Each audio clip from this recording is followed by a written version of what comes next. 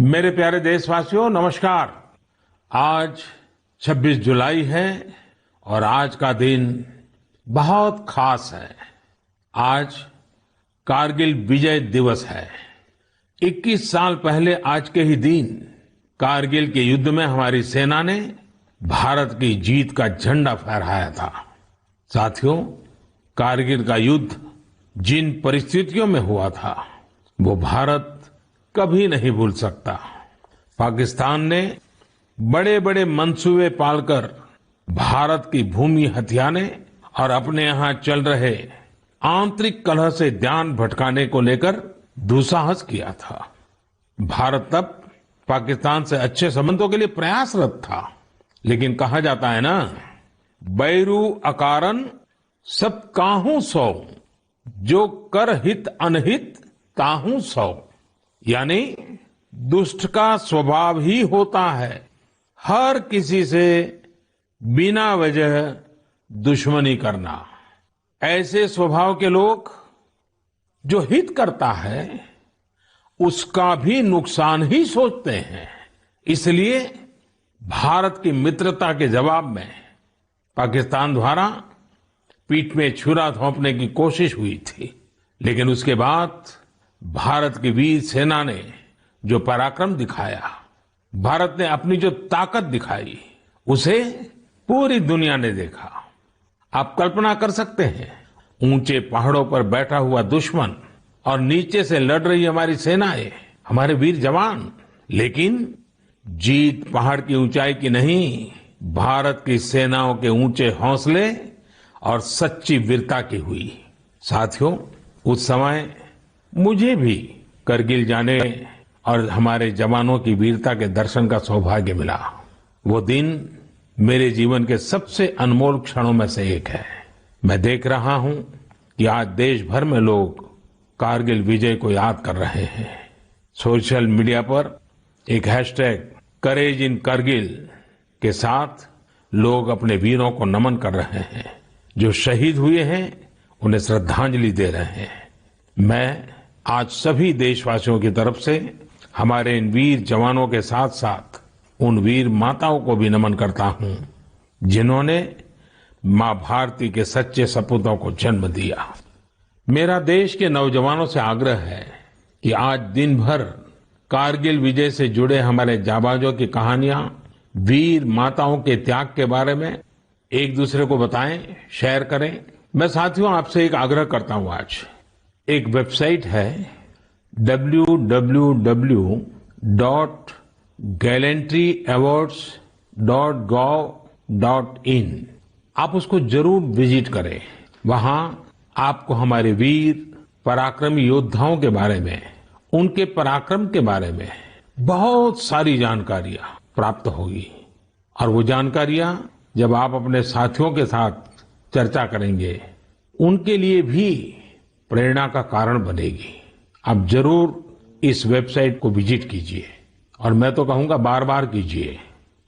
साथियों, कारगिल युद्ध के समय अटल जी ने लाल किले से जो कहा था वो आज भी हम सभी के लिए बहुत प्रासंगिक है। अटल जी ने तब देश को गांधी जी के एक मंत्र की याद दिलाई थी। महात्मा गांधी का मंत्र था कि यदि किसी को कभी कोई दुविधा हो कि उसे क्या करना क्या न करना, तो उसे भारत के सबसे गरीब और असहाय व्यक्ति के बारे में सोचना चाहिए। उसे ये सोचना चाहिए कि जो वो करने जा रहा है उससे उस व्यक्ति की भलाई होगी या नहीं होगी। गांधी जी के इस विचार से आगे बढ़कर अटल जी ने कहा था कि करगिल युद्ध ने हमें एक दूसरा मंत्र दिया है।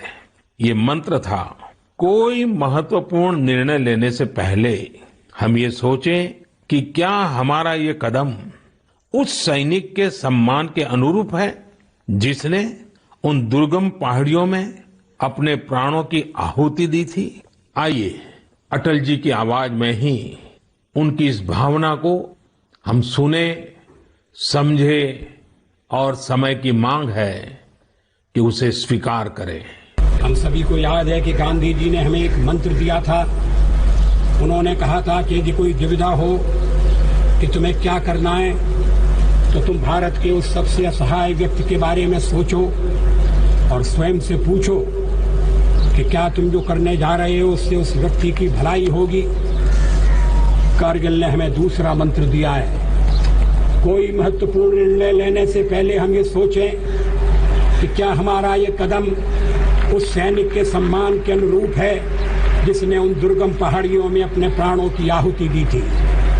साथियों, युद्ध की परिस्थिति में हम जो बात कहते हैं, करते हैं, उसका सीमा पर डटे सैनिक के मनोबल पर, उसके परिवार के मनोबल पर बहुत गहरा असर पड़ता है।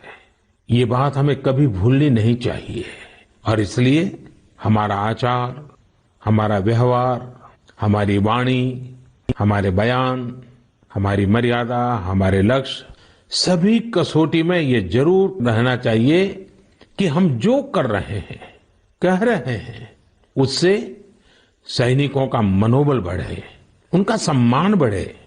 राष्ट्र सर्वोपरि का मंत्र लिए एकता के सूत्र में बंधे देशवासी हमारे सैनिकों की ताकत को कई हजार गुना बढ़ा देते हैं।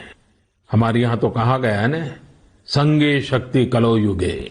कभी कभी हम इस बात को समझे बिना सोशल मीडिया पर ऐसी चीजों को बढ़ावा दे देते हैं जो हमारे देश का बहुत नुकसान करती है। कभी कभी जिज्ञासावत फॉरवर्ड करते रहते हैं, पता है गलत है लेकिन करते रहते हैं।